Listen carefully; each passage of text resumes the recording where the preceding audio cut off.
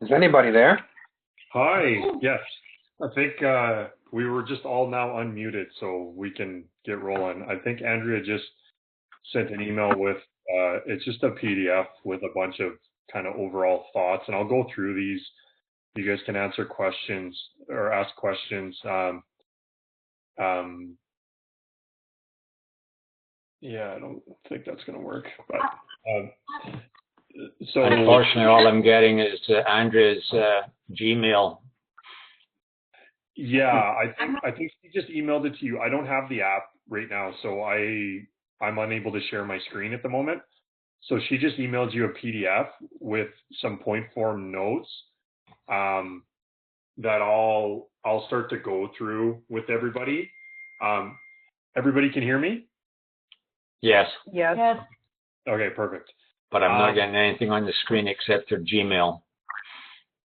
Yeah, you should be getting something short. Can you hear me now? Yeah, we can hear. Yeah, we can hear you. Oh, wonderful. Okay, I've just put the PDF that Nolan is going to speak to on my screen. Can you see it now? Yes. Yes. Yay! All but right. Your voice is very garbled, though, Andrea. Well, that's the way it is all the time. I'm kidding. I'm not sure. I'm not sure how to make that any different. But it's Nolan that we need to hear, so let's just go with that, okay? Yeah. So like I said, I'll just kind of go through some of these points, kind of walk through a few of these things with you. Like I said, the vast majority of the time that I do these things, it's in a curling club with the rocks and the brushes and the athletes out there. But there's a lot of ideas here that we can pass along that can hopefully help you guys forward and get you guys to just start to go through some of these things with your athletes out there. I know sweeping has been a hot button topic for the last few years in particular. I know there was a lot of things that has happened, and it's actually funny because there's, a lot of athletes out there unlearned everything that they learned with curling for, 20 years. And then it's been a couple of years now and they found it hard to go back to the way it was, but I'll get to some of that later. The overall thoughts at the top, this is the biggest thing that I go through with all the athletes is every athlete has a finite amount of pressure based on your body weight and your hand strength and your ability to hold yourself up, I guess, over top of the broom. There's a lot of different sweeping patterns out there. There's a lot of different ways that people do it, but it's about maximizing what you have, and it's about understanding what you have at certain moments throughout the shot. We've done a lot of testing over the last 10 years in terms of not only what happens to the athlete as they're sweeping, but also what happens, what's their energy system. We see lots of times where someone will sweep pillar to post, it's 20, 25 seconds, but after about 13 to 15 seconds, it's diminishing. You're losing a lot of what you had at the start. So it's about understanding that and understanding how to manage that. The second point there says, how do you ensure you have the most weight possible on your brush head while ensuring that you're not sacrificing too much speed? It's been a question that's been out there forever. Is it speed? Is it pressure? What's the magic formula? It is a combination of both. And I guess I'll go down to the third kind of highlight there, the heat combo of the PSI and speed. I do this a lot with everyone, like athletes from national team program teams down to little kids that are learning how to sweep. And I say, you put your hands together, press your hands hard together, feel how warm that gets. Push your hands together and move them just a little bit, see how warm that gets. Then you put your hands together super lightly and go as fast as you possibly can, see how warm that gets. And then put your hands together as hard as you can and push as fast as you can while trying to keep the pressure down. which one is the warmest, right? It's the pressure down with the fast movement. So, but it's more about pressure than the speed, right? Because when you do that hands lightly together in the fast movement, you just don't get the heat. It comes first from the pressure and second from the speed. Just completely pressing your hands down together, it doesn't create that heat that you need from the hands. And then the other one, the light bulb moment that I always bring up is the digging a hole theory. If you have a shovel and you're trying to dig dirt, if you stick the shovel out so that it's almost parallel and you're squatting down to the ground and you're just flicking the dirt, how deep can you go? How much dirt can you move? Compared to when you get the shovel under your sternum, straight underneath you, and you get your body over top of it and you push straight down, how much dirt can you move? So that's effectively what we're trying to do with sweeping. We're trying to get the brush head under us as much as possible, straight down as possible, so the maximum amount of pressure, and then creating speed. And from that is your way to create the heat necessary to keep the rock straight and to make it go further. Does anybody have any questions with that so far? No. Okay, so hearing nothing, I guess I will go through, I'll start with a few of the things that I always see out there that I have issues with. When you look at the running surface of a curling rock, the running surface is, 2 inches wide. And when you look at people sweep, there's often times where their brush head is moving 6, 8, 10 inches back and forth. And so when you think of that and you think of the running surface of the rock only being 2 inches, but then you have 8 inches or 10 inches of movement, there's wasted movement there. So it's funny, there's people who will say like, oh, that's a really good sweeper, and they are a really good sweeper, and they do have a lot of pressure and they do have a lot of speed, but it's wasted pressure and wasted speed.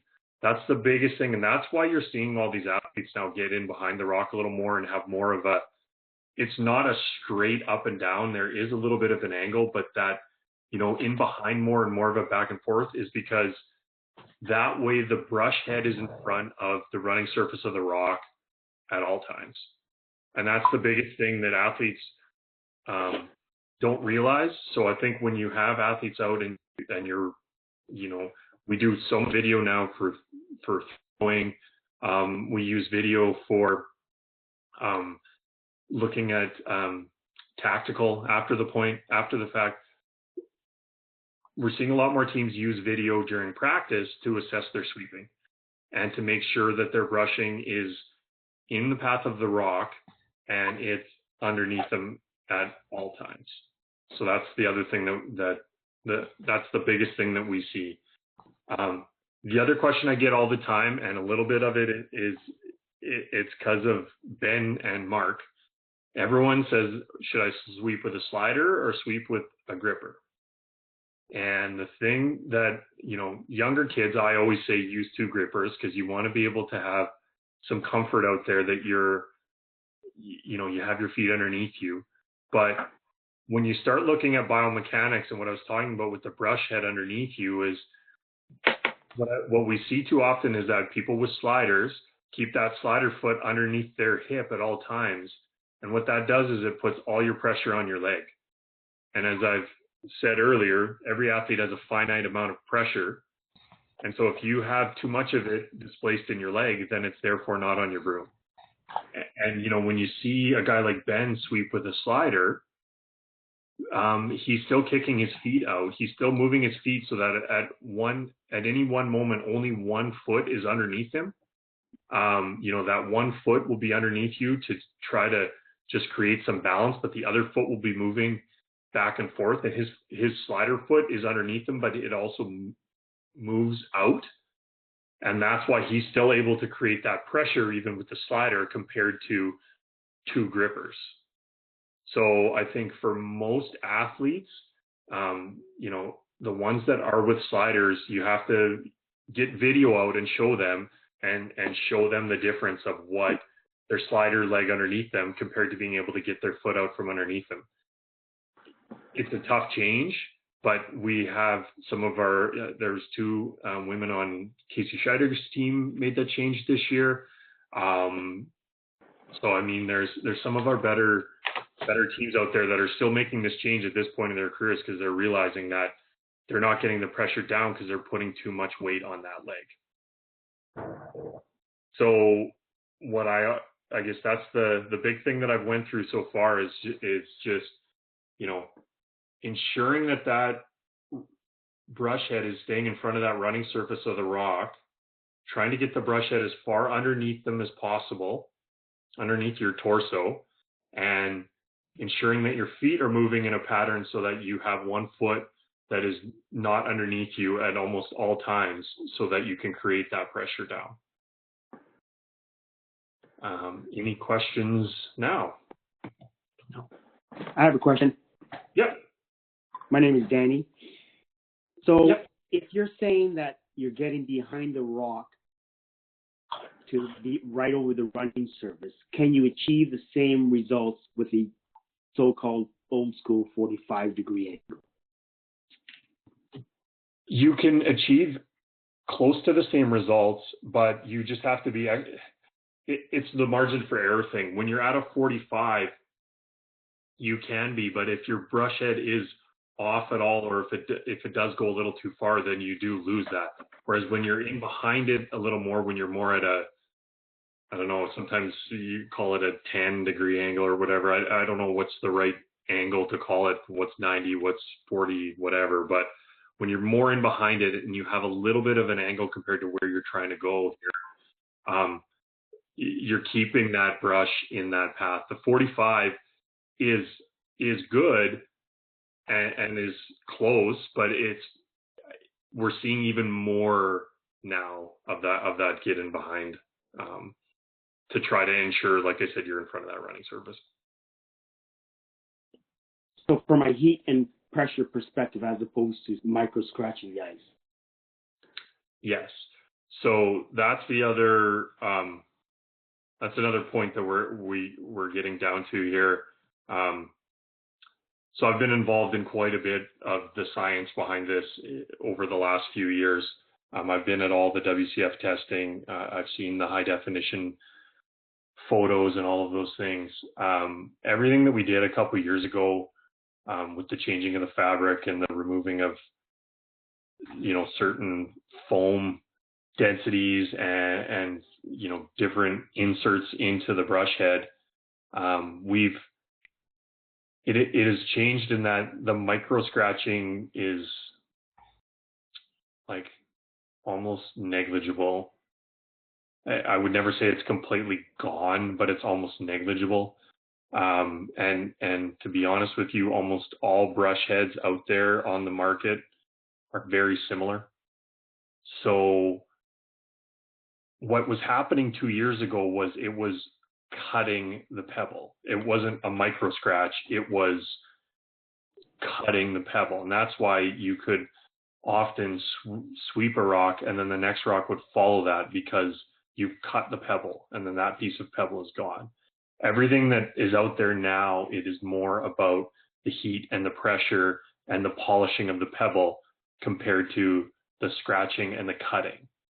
So a lot of the things that we're still seeing with people trying to add curl early, like before the rock has hit its break point, is actually counterproductive because you're heating the path and therefore keeping it straighter. So even though you're sweeping in the direction that you're wanting it to go, you're heating it more than you are scratching anything, and you're not changing the path of the rock.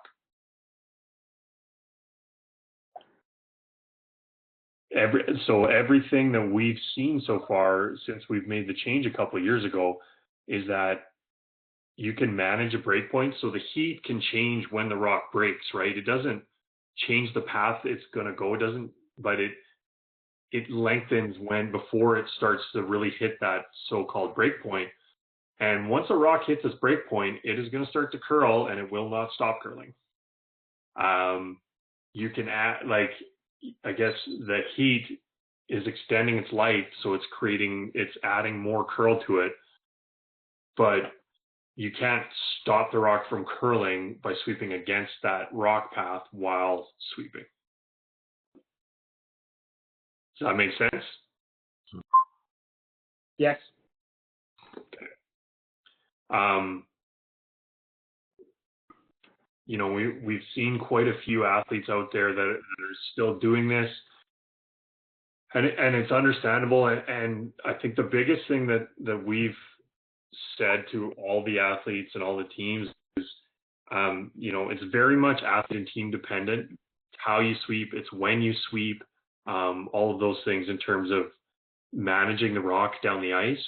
And I think there's still some stuff to be found out, and I think teams need to get out and do a little bit more training and practice. And I don't think they've really solved the mystery. I don't think anybody has solved the mystery of, you know, does sweeping a certain way work differently in championship arena conditions compared to a curling club, when it's frosty, when the ice might be a little softer based on the temperature,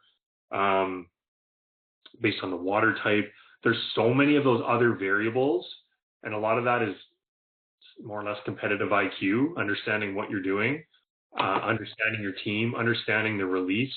There's things that we're seeing teams say, oh, I saw them back it off because they swept it early, but they're not looking at the fact that everybody's throwing that kind of pop it out throw, right?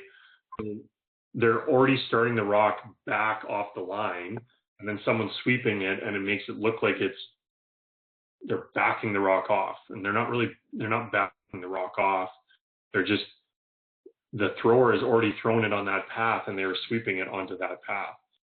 So, and that's what I say about athletes understanding their teammates, is that's the thing that they need to figure out is, you know, how did they release it? Can I sweep it early? Do I need to sweep it late? Do I need to leave it? Those types of things.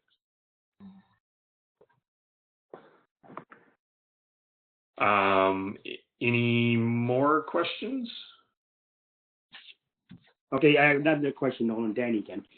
Yep. So, in a nutshell, when you're sweeping, you're extending the current path of the rock. Is that right? Yes. You're extending it.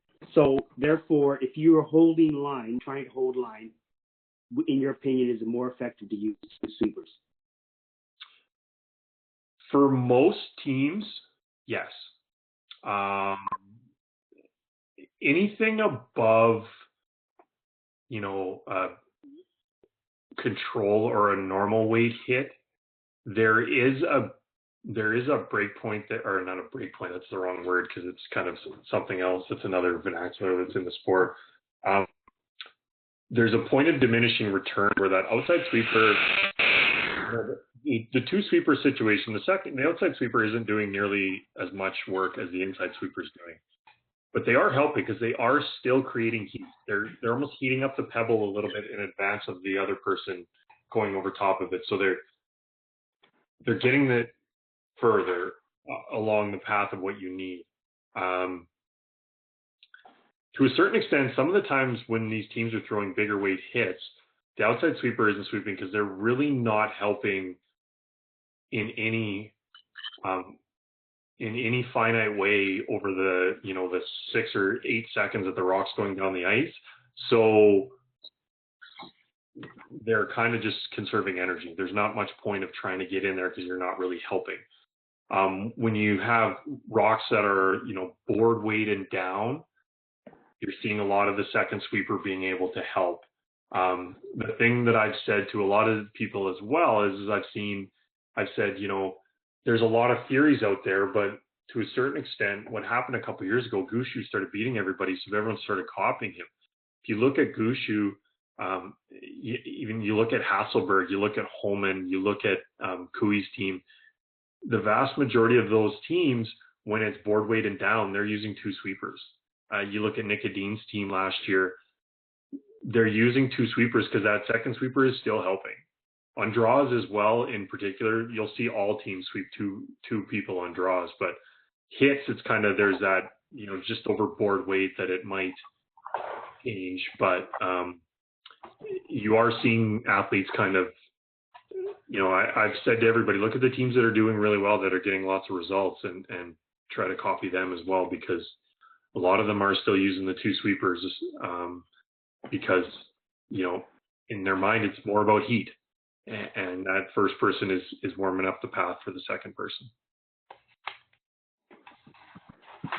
So Nolan, when brushers are sweeping for both line and weight, is there a change in the angle of the inside brush?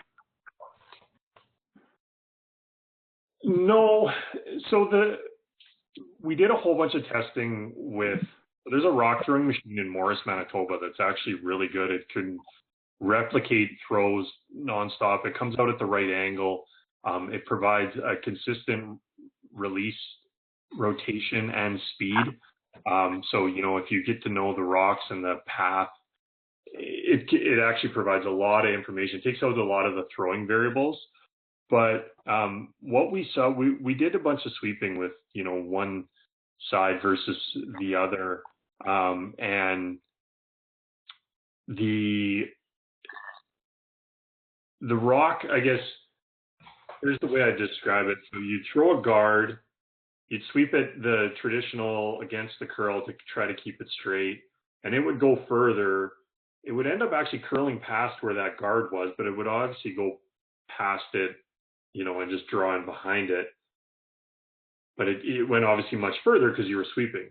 And then you'd sweep it the other way to try to add curl, and it would go further, and it might go a little bit further over, had more curl, but it still would never have hit the guard when it went past it, right? So even though you had that second sweeper, or you had that sweeper on the with the curl, so to speak, they are, before the break point, they're heating it up and they are extending the break point. They aren't sending it into the guard. They are extending the break point. So it'll go past the guard before it and then go further. So, okay. Yeah. So that, I guess that's the easiest way for me to try to describe that. Okay. Some of this stuff too, like I said, is still, because we've never really narrowed down the 1,000 variables that come into play with each shot. It's hard to have finite answers, but these are, from the ones where we can take as many variables out of play as we can, and we have a consistent, ice surface and rocks and releases and throws. This is what we've been able to see from our testing. Like I said, I don't think we've fully figured out what the difference is in pebble compression and pebble hardness and, air temperature and all that stuff. So. Okay, thank you. So yeah, lots of that stuff that I just talked about there, that's all biomechanics, right? And it's all, there's so much to sweeping, but the one thing I think that we have a lot of athletes out there, and a lot of it is competitive knowledge in terms of knowing when to sweep and reading the ice and, reading paths and knowing, this spot's going to be heavier or lighter, those types of things. What we have struggled with is the biomechanics, to be honest with you. We have, there's a lot of, we need to make some changes. And I actually did it myself. I had already won the Brier, and I did some testing with one of the smart brooms, and I was appalled at my numbers and said, I need to fix this. And I made changes to my sweeping pattern because I was getting the brush head too far out in front of my head, so to speak. So when I was leaned over to sweep, I was brushing and I was going too far. And when the further you go, the less your pull stroke has any power in it. And so that's the thought behind having it underneath you, is that your push stroke is always going to be hard. You have the most pressure down, the more parallel you can get. but then you also have pressure when you're pulling it back towards you when you're sweeping. Compared to when it's further out, you're going further out and you're losing that pressure down because your brush is too far out. So your pull doesn't have any strength in it. So that's almost like a striping situation where you're heating it up as you're pushing, but then you have no heat when you're bringing it back. So we're seeing a lot of teams make these changes and go to these biomechanic differences because they're starting to see more and more now that, like I said, the micro scratching and the full scratching has been removed, so to speak, a little bit from the game.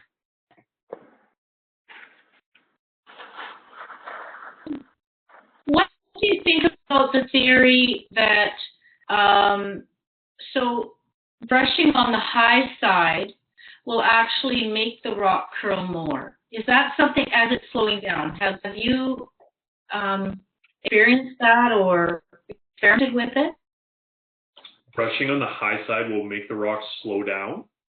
No, it will make it curl more. Like I said, I think some of it is just the amount of distance is added. I think there's a little bit of a difference between when you sweep on against the curl and with the curl in terms of how much distance you actually add to the rock. Okay. And it doesn't necessarily make it go curl more. As I've said, I think the more distance that you can add, the more curl you'll get because the rock has went out and it's hit its break point and it's going. And like, as I said, once it's hit its break point, it's going to continue to curl. And no matter what you do, but the longer you keep it going, the more curl it's going to have because it's going to keep going on that path. Gotcha. So brushing the high side might extend the distance, which will then allow the rock to curl more. Yes, absolutely. Yeah. Okay. Okay. So I always want to make sure I understand that. So if you were trying to extend that rock better, you're better off sweeping high side closest to the rock. Wait, sorry, say that again. If it's a big game and you want to make sure that, and you think the rock is short, you're better off the closest person to the rock to sweep high side, as opposed to the traditional way where they would be on the low side. I think what we probably are going to see more and more is a little bit of relay sweeping, in that you're going to see that inside person, against the curl, the low side sweeper is going to go early, hard. The outside person is going to be, heavily cleaning. And then when that fuel system is drained, that other person is going to move inside and sweep more. Absolutely. Because that's gonna be your most distance added for sure. And what I've observed is that that sweeper may actually move their whole body from more on one side to more on the other, rather than the switch. Or want to talk about the switch? Some of the biomechanics with the outside sweeper is a little bit harder to get that fully in the path sweeping, just because they can't get in behind the rock, so to speak, because when you're the outside sweeper, you're a little further ahead. If you get in that path, you're one, probably in the way of the inside sweeper, and two, possibly kicking the rock. So they do have to be a little further up, and they may be a little bit more at the 45. But when that, yes, you will see that outside sweeper be probably, like I said, more to 45. But when they come back inside, you'll see them turn their body a little bit more and get in behind it. Okay. To keep it Nolan? Yes. I have a question. I know we're talking about the pressure and speed and heat. Is there a difference in the position of the broom, whether it's horizontal to the running surface or vertical? Like, no, because the heads are so flexible now. So do you go lengthwise or across? Do you know what I mean? Yeah, you're talking about the head, like the actual head of the brush head, or the handle of the head of the brush head. So yeah, the head of the brush head, you're going to want it to be more straight across in front of the rock. When it's horizontal to a rock is going north south and the brush is skinny and long compared to it. When you're sweeping like that, when the brush head is moving, there's times where you're not in front of the running surface. So that sideways brush, that more, lengthwise brush head is more like that brush will then be in the running surface all the time. Yeah. Okay. Thank you. Yep. It's kind of like your sliding foot is a bit turned. The more surface you can have supporting you, or the better, the more effective you'll be. Yeah. So I guess, like, in summary, the biggest thing that I would say is do the sort of the heat test with the hands for everybody. That's the biggest way to really get them to understand. And then the digging the hole theory, that's the way to really understand the biomechanics of sweeping, and that's what you're trying to get. And then from there, ensuring that the brush head, as much as humanly possible, is in front of that running surface, and doing that with video during practice. That's the way to really advance your sweeping biomechanics. And then after that, after you get your biomechanics figured out, that's when you get all of the competitive knowledge, and that's when you learn each other's throw, their tendencies, and when you can sweep and when not to sweep. I know with a lot of my guys, the in-turn or the out-turn, and I knew when to sweep and when not to sweep. I remember Carter used to say he could sweep my tick shots without even anybody calling line, because he could tell by my release and how the rock was going. He knew exactly when to sweep it, because he knew he had just seen it 1,000 times, right? So that competitive knowledge stuff is secondary. The first thing is getting the biomechanics figured out so that you're getting the most out of what you have. We have a lot of sweepers out there. You've got like someone like Caitlin Laws has massive numbers on the brush head for her body weight. It's maybe not the most of any women's player because she's so small, but she gets a lot out of what she has. There's some sweepers out there, there's Havard Pedersen from Norway. He's a super strong sweeper. And it's, he gets the brush head underneath him, and he's a big guy, right? So he maximizes what he has. And that's what we're trying to do with all the athletes, is maximizing what they have. Nolan, is there a drastic difference between open and closed sweeping as far as effectiveness? Good question.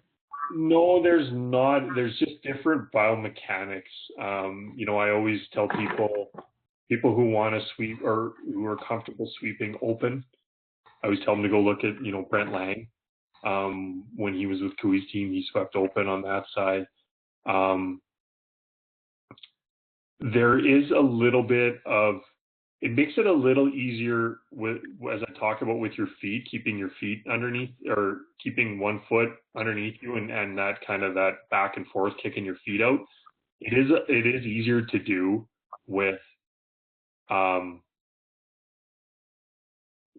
being closed, because when you're open, you're a little bit closer to kicking the rock, to be honest with you, is what it is. But there isn't a big difference. It's more, it is more now, like, you can get that pressure down both open and closed. It's just a little bit of a different foot pattern to be able to do it.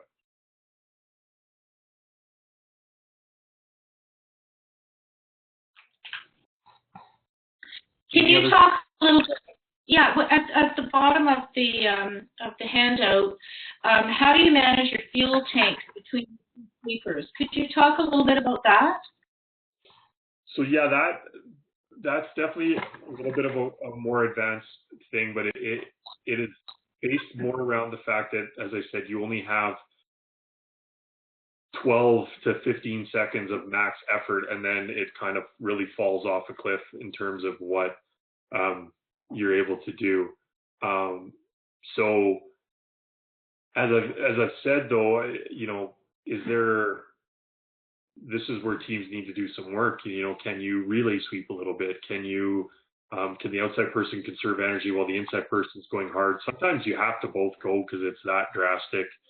The other way that I say, how do you manage it? Sometimes it's the knowledge of, I've been going hard for 20 seconds now. I've lost a lot of my speed. All that I have left is the mass of my body. So it's at that point, ensuring that you get that brush head fully underneath you and you have as much pressure down as possible. What we see a lot is that when people are getting tired, they sacrifice pressure for speed. And what it should be the opposite, because you can't get any speed. Your speed isn't there anymore, no matter how much you try to sacrifice on the other side. But what you do have is your body mass. So ensuring that you have pressure down when your arms are gassed and your shoulders are gassed, then you're still maximizing what you have. And that's some of what I talk about with managing the fuel tanks is it's also knowing when you're gassed and what you have left in your body. So fitness plays a huge role in this. Huge. Yeah, absolutely. Yeah, because, you know, fitness can change. It can make sure your 12 seconds of max effort is 15 seconds or 16 seconds compared to 11 or 10, right? Right. A lot of it is, I've seen too, is hand strength. The hand strength and being able to comfortably get the brush head, or the handle more and more perpendicular, because you can hold yourself up with your hands on the brush head.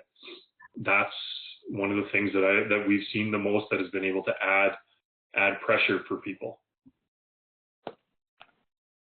Nolan, what are your thoughts on when Hardline came out with their brush head is obviously a bit smaller than the standard brush, and Dean's team, I guess, last year wanted to use the old Norway style heads, that size head, because they felt it had better coverage. What's your thoughts on the actual size of the head itself? Well, the sizing actually is quite similar. I think it's some of the things we've seen is that, you know, more the pressure in the middle of the brush head is the warmest, and then it kind of dissipates as you go out. The smaller head, I don't think it may enable you to go a little faster because there's just less movement there, but you can't sacrifice the coverage of the running surface. So there's kind of a happy medium there. You know, just a super small brush head, like a little thing that was smaller, like a postage stamp. That wouldn't give you enough pressure down, I don't think, and it wouldn't give you the coverage of the running surface. Whereas the hard line and the Gold Line Air Pad, the Balance Plus, Lightspeed, and even the Balance Plus and the Gold Line, the older model, they give you the coverage that you need. And some of the smaller head is just about, you know, feel and handle and the amount of speed you can create while still getting that pressure.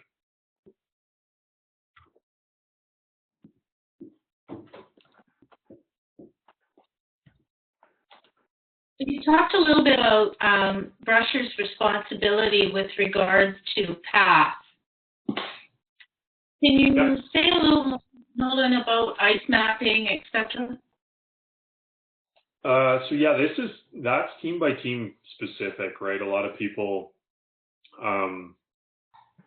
you know, we were successful in that we more or less gave each other, you know, roles and responsibilities, and we were accountable to those. I was more of the weight judgment guy. I had to map out the speeds. Carter was always the line guy. You would see Kevin in the hack, and if he was wondering if there was enough broom for a hack weight shot, he'd often be looking at Carter. But when it was a draw, he'd often be looking at me for information. So some of it is just ensuring that everybody's on the same page and ensuring that everyone has a role and they're accountable to that role. Some teams do well with, both sweepers kind of doing everything. But the biggest thing that I've seen that is helpful from a front end perspective is as that skip or third is coming down, to discuss what they're going to say beforehand.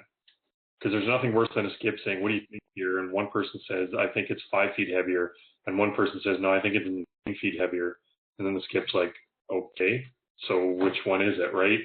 So having a unified voice to the back end from the front end based on what they've mapped out is very critical, and it helps you learn.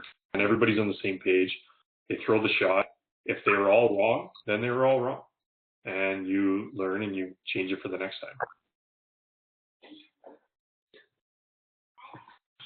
We actually saw that in the World Cup this year in the final. Kui's team had a rock that, they overswept it. It went a rock too far and they could have stole. They ended up giving up one. And we went and talked to them and they're like, we don't feel bad because all 4 of us were on the same page. We all thought this. So we swept it like that. We threw it like that. Everything was perfect. It just didn't happen. So we just read it wrong. Done. Change. Go on to the next one. Right. And that's what happens is there's no second guessing because everybody's on the same page. So it was a team miss. Yeah, absolutely. And it's easier to handle when it's a team miss than when it's, one guy is second guessing someone else and all that other stuff. It's just, we all bought in and it didn't work. So. Perfect. Yeah. So with all that, with the ice mapping and all those things, the biggest thing is for, the front end guys is everybody have a role, everybody have a responsibility. It might be a dual role, it might be a singular role, but whatever works for the team. But making sure that everybody's on the same page, they have a role and they're accountable to that. And then you can go from there.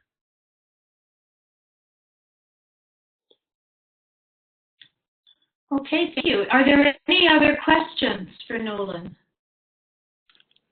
I've got another question, Nolan. Yeah. So if you took a person, and we talk about sliders sweeping, in your opinion, if, for example, the Hebert and the Kennedys of the world, if you started them off on grippers, would they be honestly? If you started them out, if you put them on grippers, would they be better? Yes. Or would it make that much difference? Well, for those guys, it wouldn't make as much of a difference because some of the sliding the sliding beside the rock, for them, they've done it for so long. That's how they also judge.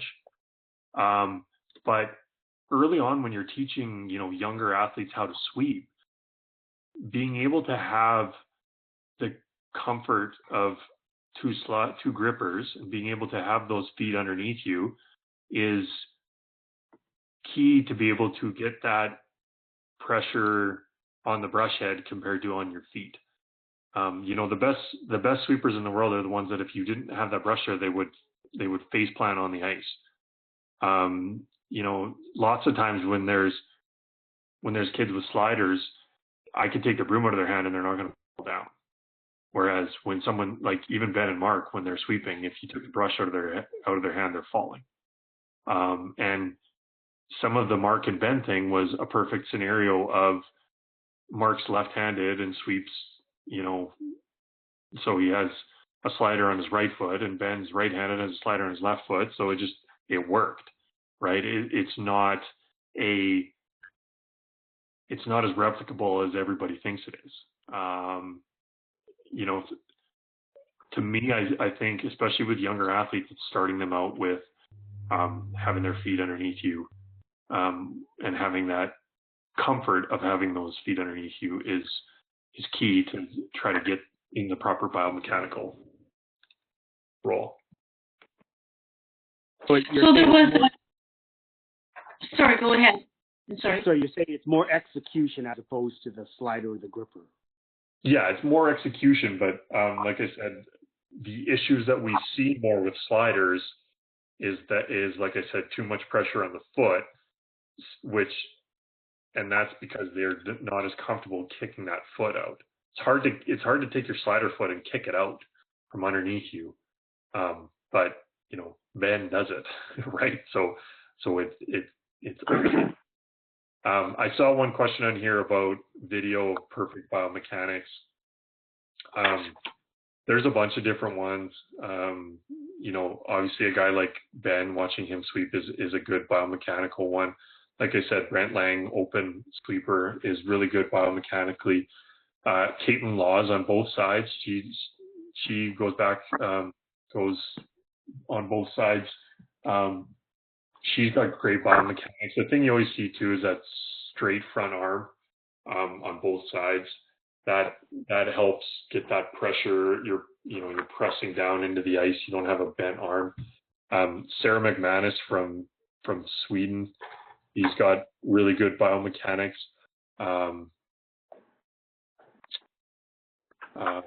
Thinking of some of our men's teams as well that are out there that are really good. Obviously Brett Gallant and Jeff Walker are both, and Mark Nichols actually he sweeps on both sides of the rock. He's all three of those guys have great biomechanics as well. YouTube is a really good resource for watching some of the top teams and how they brush. Yeah, absolutely. Yeah. Hi, it's Sabina. I had a question, just sort of to go back and review. You were talking about, so if the inside sweeper is going hard early and the outside sweeper is doing a heavy clean, and then for energy-wise, if they switch, I was a little confused then. If they're switching, then like as to who the inside sweeper is in terms of like finish and how does that work?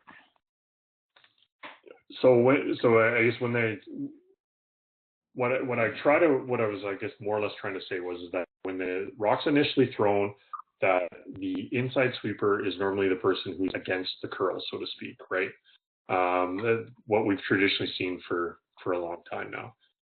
That outside, so what I said was switch would be, the person sweeping on the inside against the curl would then move out to the outside. That person who's been sweeping with the curl but doing a heavy clean moves into the inside and then picks up the pace and even tries to get even more pressure at that point.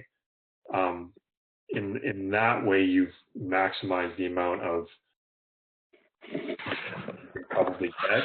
The biggest thing is there's oftentimes where a rock can't stop somewhere if it doesn't get there to begin with. So if things are really light, both of them may have to go at the start, just knowing that they may not have as much energy late because you have to carry it, you have to get it going and keep it going further than, when you first release it. So some of the relay sweeping stuff, that's definitely team dependent and teams should really try to, test a lot of that stuff out. It's not something that is like a set in stone, everybody should do it, but there is like I said, it's more just the management of the fuel tanks and knowing who's gassed and who's fresh, to have the person who's inside who can affect the rock the most, can affect the pebble with the most amount of heat because they have the most amount of energy in their tank. Okay, and sort of as a follow-up, I've also heard that like I think this sort of had to do with your breakpoint comment too. So like the first third, it's not really, like your sweeping's not really doing much, so it's more effective to, again, save the fuel for like the second half or the last 2/3, or is that? Well, it's not that your sweeping isn't doing anything. There's still pebble and you're still heating that pebble, right? But what I think the whole idea is you can do a lot more. You can do a lot more once the rock has sort of got to its break point. You can add more distance once the rock is curling and, the management of it that way, like on a hack weight or a board weight hit, like if it's tight, you would never not sweep it early because you don't think it's as effective. You have to make sure that it stays on that path because it's already inside where you want it to be, right? So you got to know where the rock is going to start to break and the path that it needs to take to get there. And if you start it off inside that path, well, then you have to keep it straighter longer so that it hits that break point at the right point, right? At the right time of the ice, as opposed to just hoping that it stays there. So I've heard that as well, the whole, it's not as effective early, but, I think it's just more, it's ensuring that you're not, I think some of it is also just ensuring that you're not completely wrecking the shot, so to speak. Like if the rock is thrown and it's on the right path initially, the idea is that it's going to break at this point. Well, if you sweep it early, then you're changing that break point now. So like, have you changed its ability to do what you want it to do? As opposed to just, like there was a team that I played at one point that had this theory too as well, that they said, the first 30 feet, it doesn't matter as much. And we were playing them and they released the rock and I heard the front end go light, and the skip said, yeah, I think it's a little light too. They lightly cleaned it for 30 feet and then they started sweeping it and it came up light. So in my mind, I just said, you needed to add distance. You weren't worried about line. You needed to add distance. And so you needed to heat that pebble and keep it going sooner than later, right? So I would never say don't sweep early. I would just say be cautious early to make sure that you don't negatively affect the break point. So Nolan, on that same point, let's take three scenarios. You throw a rock down the ice, no sweeping. You throw the rock down the ice with one sweeper, and you throw the rock down the ice with two sweepers, assuming they're all competent. How much difference on typical ice do you think it would add? Just for weight? Weight yeah, groups? It's distance only. Well, it's person dependent, obviously. I think that the inside person is doing probably 80% of the work, and the outside person is doing 20% of the work. But a one-person sweeper, depending on the ice surface, can add 5, 6, 7, 8 feet, and then that other person's add another 3, 4 feet on top of it if they're helping out for distance purposes. So I would say, that outside sweeper, I guess the best way to describe it is that outside sweeper is not negatively affecting the line. So if you need it to go further, you need to use them. So they're there to help as well. So it's safe to say at the elite level, you're adding at least, say, 10 feet to a shot? It's honestly person dependent. There's athletes out there that, I think that may think they're adding 10 feet, that they may only be adding 5 or 6. It's also throw dependent. If someone is adding at the start, they're increasing the speed right out of their hand. Someone who drags the rock, they're already creating a deceleration to the rock as soon as they let it go.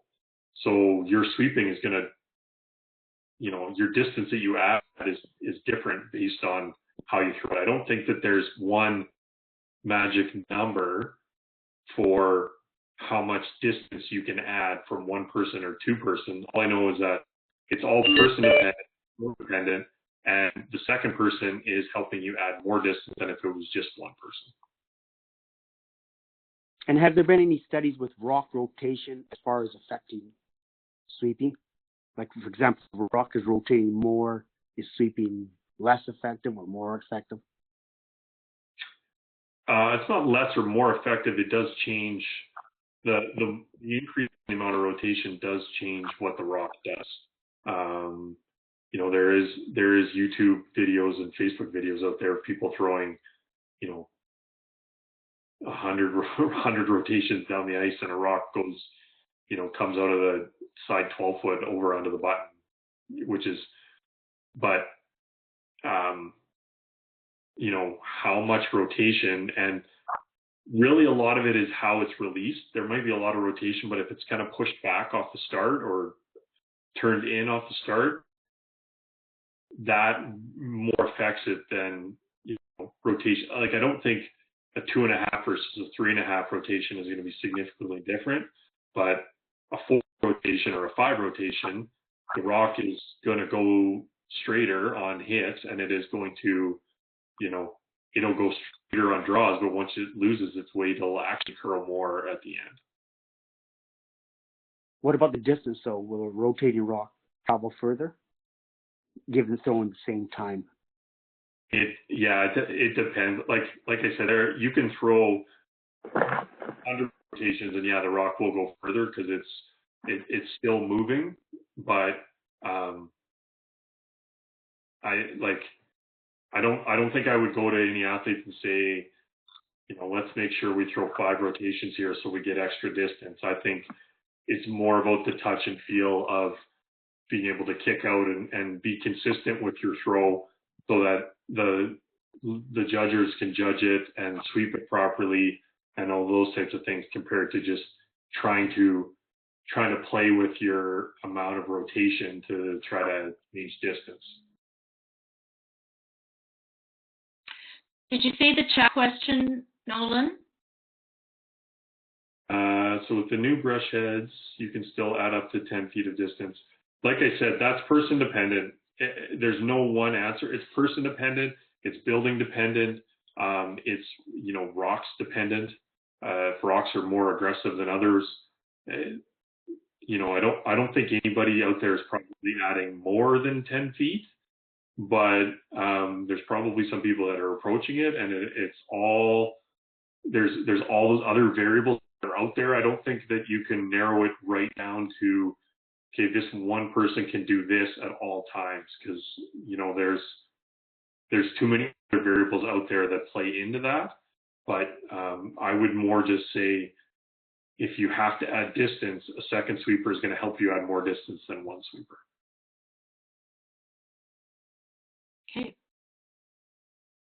Hey, Nolan, Todd Troyer here. I just want to circle back to something at the beginning of the presentation to make sure I've got this right. So my example is, so a draw shot coming down, and we're talking about heating the ice rather than scratching nowadays. If the inside sweeper is reaching across and sweeping against the curl, would you say it's more effective than just to cover the running surface now rather than the outside edge of the running surface? Yes, trying to make sure that you have the whole running surface is more effective than just hitting one edge over the other. Okay. So then, the thing that I've seen with most people trying to hit the one edge is that they completely miss the rock. Yeah.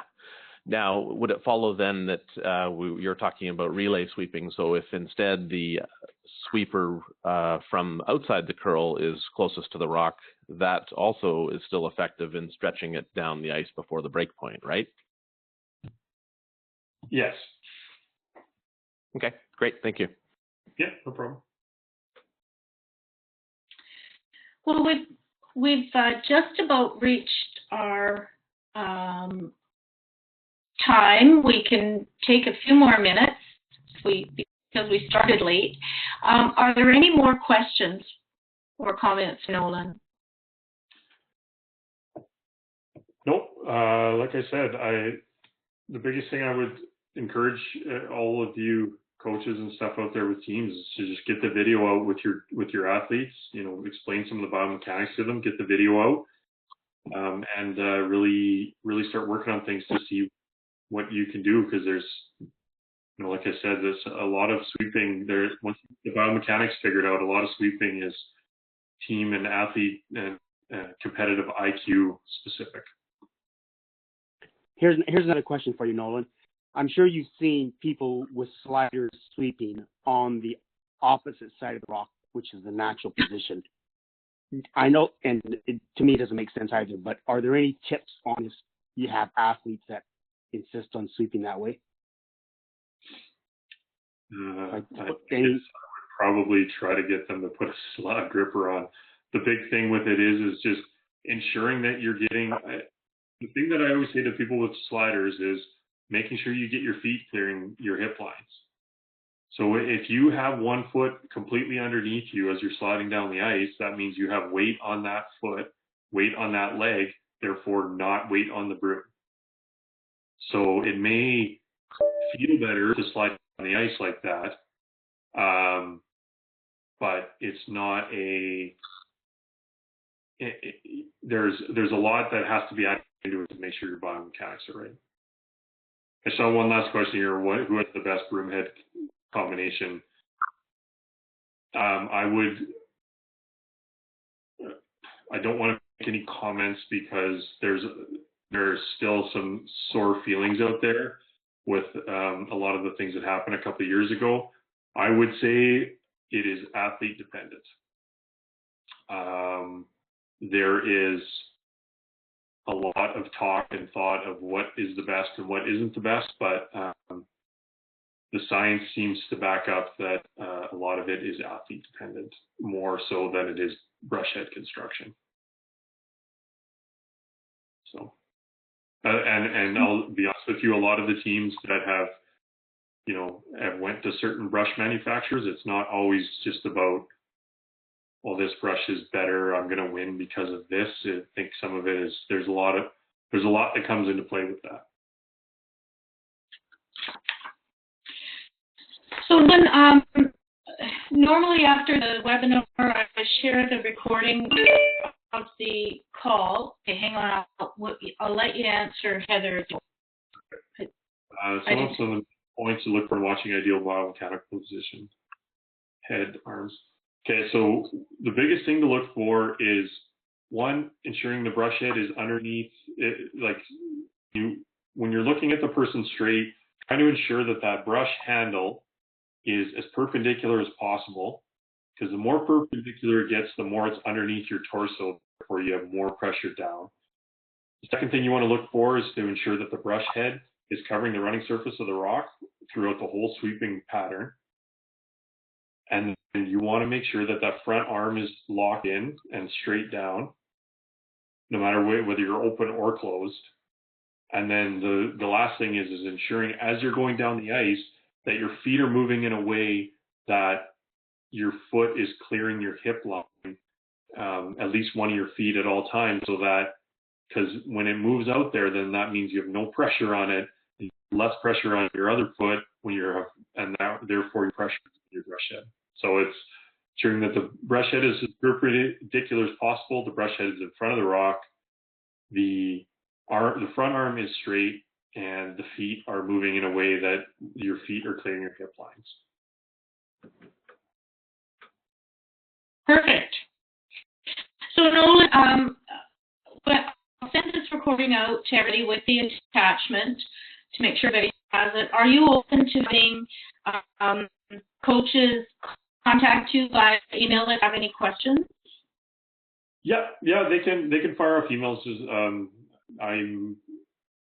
I do have quite a bit of travel in December and January, so I will be, out of the country actually quite a bit. But if you do have questions or concerns or ideas or thoughts, or you want to pick my brain, I love answering questions about sweeping. It's one of my things that I love to do with our sport. So no big deal there. Well, thank you very much. I'll just remind everybody when you do get the recording that this is for your use only. You can use it with your teams, but please don't share it widely with other people. The next presentation is by Morris Wilson on November the 7th, so watch for that. Nolan, this has just been so awesome. It's something that we've all been wondering about, and you've really provided us with a lot of information. So thank you so much. No problem. Thanks for having me, everybody. Thank you. Thank you. Okay, bye, everybody. Bye.